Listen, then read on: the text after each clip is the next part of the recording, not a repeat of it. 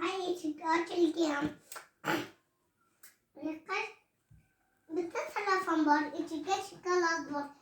Uni yeb qo'ymanglar, maylimi? Maylimi? Men ertaga yeyman. Xo'p. Qani yuring.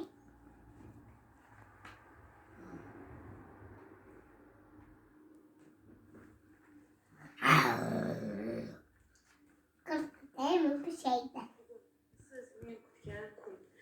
Kechasi bilan to'g'risi juda ham ko'p tayyorgarlik qildim. Nima beraman?